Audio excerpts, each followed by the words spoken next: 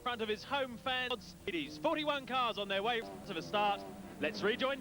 3 silver arrows at the head of the rolling grid: Schneider, Nannini and Ludwig. Then the 2 McLarens of Ravaglia and Leto, and the GT1 Porsche of Bob Wollek. They come round to complete their rolling lap. And as the pace car pulls off, they come towards the start-finish line. Those 3 Mercedes engine notes rise, and into the lead goes Schneider. From Nannini, from Ludwig. Leto's going inside Roberto Ravaglia to get into 4th place ahead of his teammate. Jan Lammers is in there in the little yellow Lotus. That's up in 6th place. Thierry Boutsenflair in the Porsche, and then the Rafanel Gulf McLaren as they go sweeping through the Prada curves and down towards the bottom of the hill.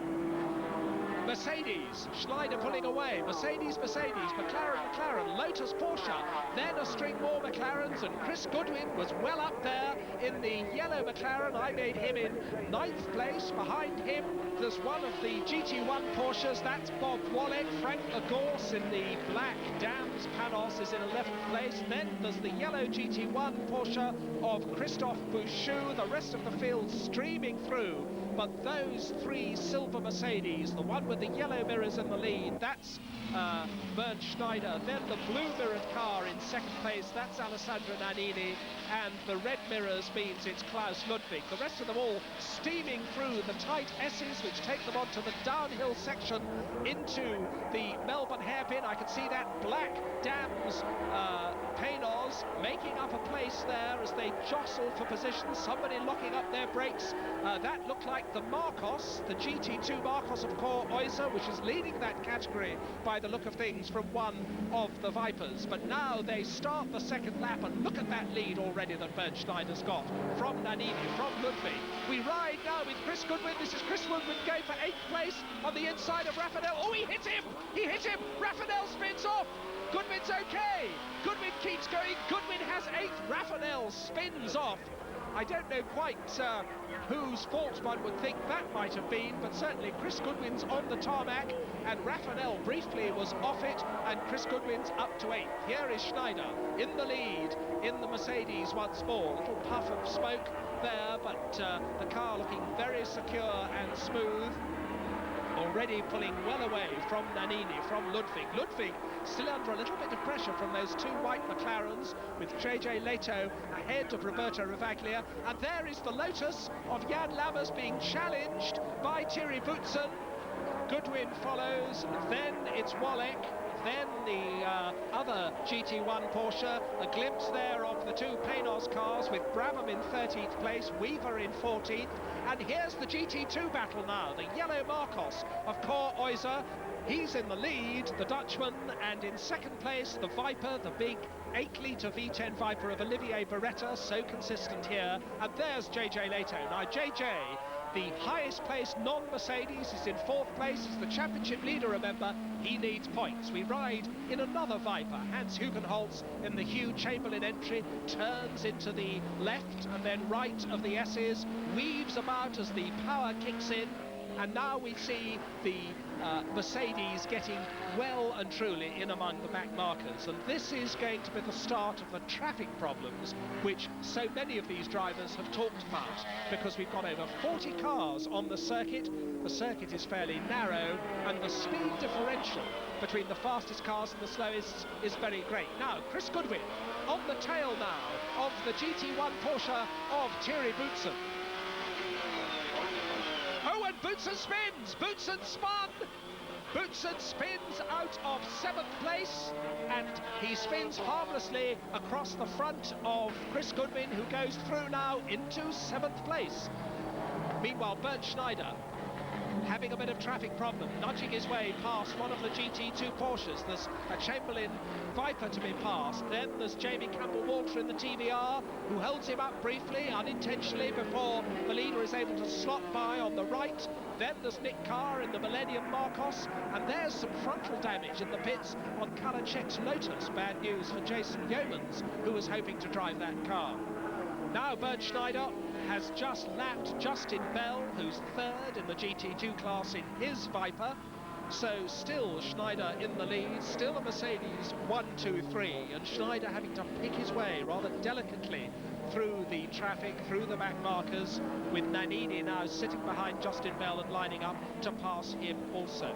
No surprise that the Mercedes are the fastest cars on the circuit. Are they going to be reliable? Of course, the McLaren sitting just behind them, waiting for any problem. This is one of them, Jeff Lees, in 11th place, chasing Christophe Bouchou in the GT1 Porsche just ahead of him, the yellow car, as he flicks the gear lever, goes up through the gears, past the start finish straight, looks down the inside, going into Redgate and goes through. Oh, and he's lost it! He's lost it! I think, in fact, he was hit pretty hard by Bouchou's car.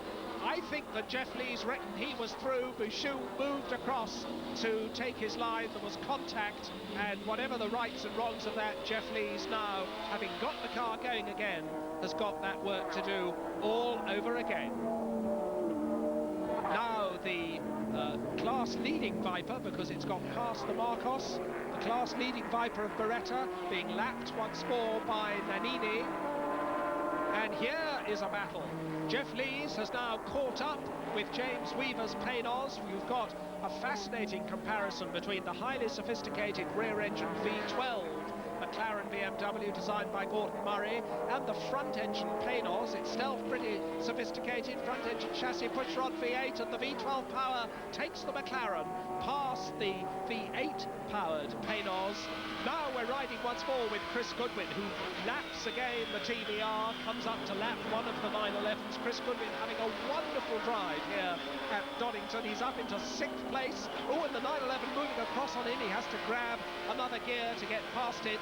But Chris Goodwin now lying 6th behind the 3 Mercedes and the 2 Schnitzer McLarens. Now we see a replay of the black Paynos spinning to a halt in a cloud of rubber smoke, but he manages to get the car going again. These brutal-looking Paynos cars. And what's that? That's fuel. Fuel, I think, coming out of the back of Alexander Grau's Lotus, which is a worry. We're riding in Thierry Boutsen's Porsche as Pierre-Henri Raffanel darts alongside, and he's attacked also by a Lotus. That, in fact, is Alexander Grau's car, the one that's leaking fuel. But look at this battle. Real GT1 battling. Jan Lammers in the Lotus. There's a Viper in the middle of the group to be lapped, but on Lammers' tail is Pierre-Henri Raffanel. Ahead of them is Jeff Lees in those 2 blue and orange Gulf McLarens, and Jan Lammers in that little Lotus holding off Pierre-Henri Raffanel. It's a real battle. The Viper keeps well out of the way. A neat piece of driving by Beretta, who's used his mirrors and hasn't got in the way of this battle as they come down towards the Melbourne hairpin, and Raffanel has a look at the inside. Raffanel gets on the brakes later than Jan Lammers does and squeezes past the little Lotus in the mighty Gulf McLaren. Oh, that's pretty hot. That's they're trying to put a fire out with a screwdriver on the Marcos, whose brakes have got very hot. And there's Alexander Grau's Lotus. We saw it leaking fuel, and something is on fire in there. I hope they get a fire extinguisher to it pretty quickly. Now we've got the French black Dams and the 2 Gulf Porsches fighting over 8th place. All 3 of these cars have had a spin, and the 3 of them are now battling together, with Lagorce in the Paynos and Lees and Raffanel battling just behind. In fact, Raffanel has got ahead of Lees now, but all 3 of those cars have had early spins, and Raffanel goes through on the inside of the Dams. Paynos, headlights flashing to get the Chamberlain Viper out of the way as they come down into the S's, and the 2 McLarens go round the outside of the Chamberlain Viper, which manages to keep out of the way, and the Dams car is fighting back. The black Dams Paynos gets ahead of Jeff Lees once more as they go down the hill, and Lees once more takes the inside line into the Melbourne hairpin. Oh, and the Millennium Marcos is on fire. Ian Astley's Marcos burning merrily. The fire extinguisher doesn't seem to want to work. They've got the fire tender car there now, but it's burning badly. That's clearly the last we're going to see of that car in this race. Oh, off goes one of the GT2 Porsches. That's Stefan Ortelli in the Bruno Eichmann Claudia Hurtgen car, very well placed in the GT2 Championship.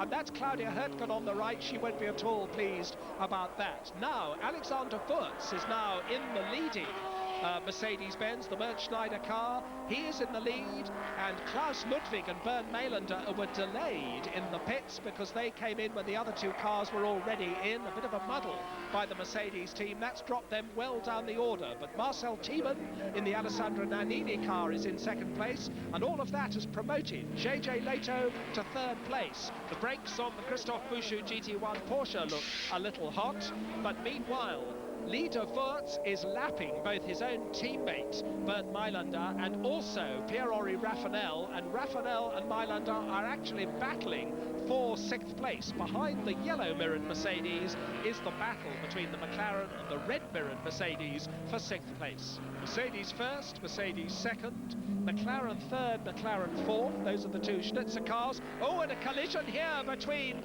the Marcos of Harold Becker and Yannick Dalmas. And Harold Becker's Marcos, the Core Oyster car that was leading GT1 at the beginning, we're seeing a replay colliding with Yannick Dalmas and the GT1 Porsche. They both go off, and the GT1 Porsche seems to be pointing in the right direction with very little damage, but the Marcos is spinning across the grass with its front bodywork completely awry.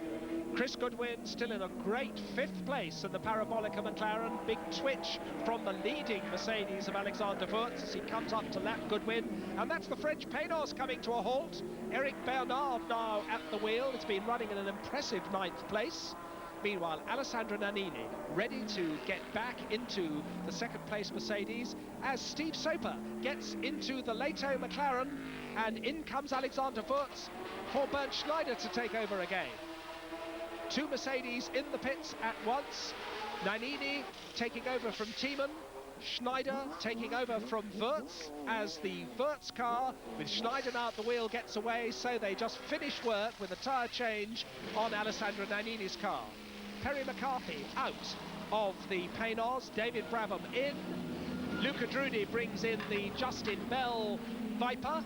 That's now in second place in GT2. Justin helps him out. They're cleaning the windscreen. They're changing the seat because Justin is taller than Luca. Justin clambering back inside, and Perry McCarthy's not happy. Did me the biggest brake test going down the straight, flat in set. I'm totally locked up to miss it. Well, let's see if Chris Goodwin is more cheerful. Chris, it's been a storming drive and a chance here for Parabolica's best performance yet. Yeah, we were in fifth place as I handed over with the Mercedes right behind. But Gary's got a good car under him. The car was handling extremely well, and hopefully we can just hang in there, maybe pick up one more place, and that'll be our best result of the year. So it'll be a result we deserve, I think, because we've had a tough couple of races. So a good one now would be great. Okay, Chris, thanks a lot. Parabolica fifth, Mercedes still 1-2. It's really hotting up. Stay with us. Heard from Chris Goodwin before the break. Here's his co-driver Gary Ailes in the yellow McLaren, now sixth because the Ludwig Mercedes has repassed. It's still Schneider Wurz in the lead. Nannini Thiemann in second place. Those are the two Mercedes 1 and 2. Lehto and Soper are third. Cox and Ravaglia are fourth. That's in the two Schnitzer BMW McLarens. Klaus Ludwig and Bernd Maylander fifth in the third Mercedes. Gary Ailes and Chris Goodwin in sixth place. And there, Gary Ailes fighting off a challenge now from the McLaren of Jean-Marc Gounon. With them is Hans Stuck, a lap down in the GT1 Porsche, so Ailes hanging on to this sixth place. Gounon in seventh, they're getting very, very close indeed. And just ahead of them, one of the, in fact, the GT1 Marcos, which despite its braking problems is still out on the circuit. Nannini there in the second place Mercedes, watched by Norbert Haug and the rest of the Mercedes team. And we've got a replay. Oh, it's Hans Stuck. Hans Stuck trying to stay with Ailes, and Gounon puts the GT1 Porsche well and truly in the gravel. And while that was going on, Gounon has got ahead of Gary Ailes. Gounon up to sixth.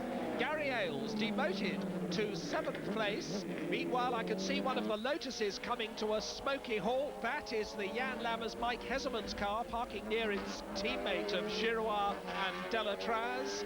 We're near the East Midlands Airport here, but that doesn't worry Bernd Schneider, who goes on his comfortable way. Big lead for him. Out of the pits comes Luca Drudi. He's had a brake pad change in that Viper, which has dropped him to third in GT2. And Peter Cox coming out of the pits just ahead of Bernd Schneider. JJ, have you got much hope of catching the Mercedes here? No, it doesn't look that way, you know.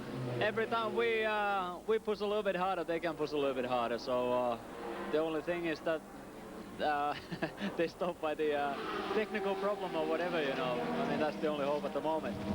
These are the final pit stops for the Mercedes. Nannini handing over to Thiemann. There's Bernd Schneider helping Alexander Wurz with his seat belts. And now that car is started. They're holding it for a second because there's a lot of traffic in the pit lane. And finally he gets out and back into the race.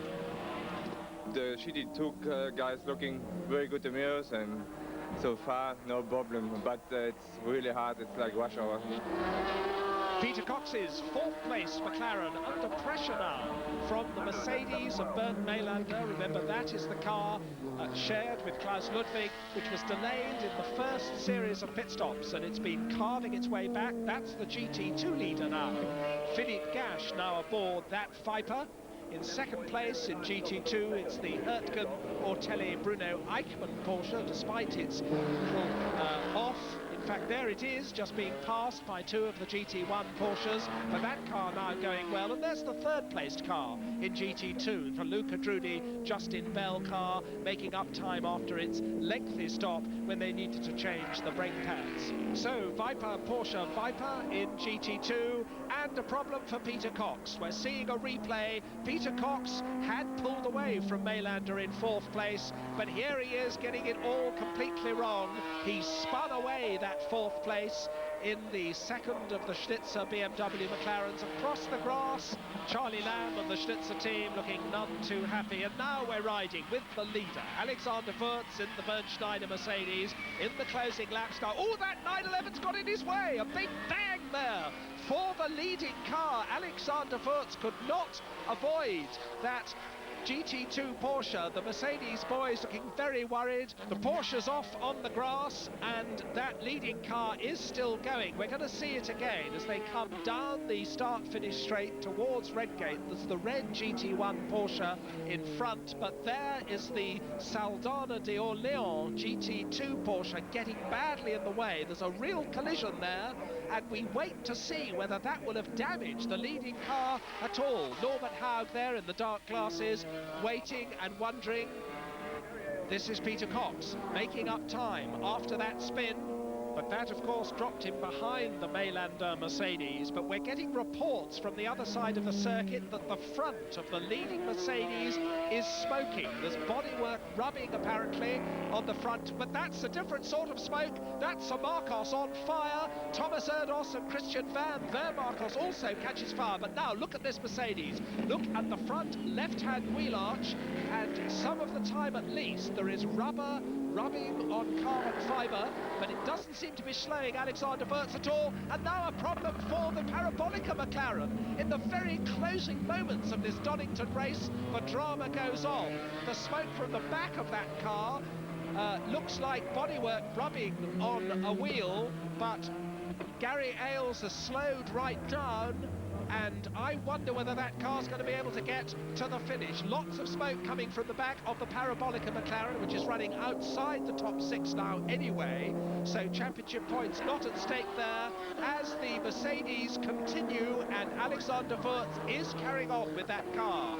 It's Mercedes first, second and fourth. JJ Leto and Steve Soper still in third place, and the Parabolica McLaren has indeed stopped. It's got a wheel missing. The right rear wheel has come off the and poor old Chris Goodwin cannot believe that that's how his great race has had to finish.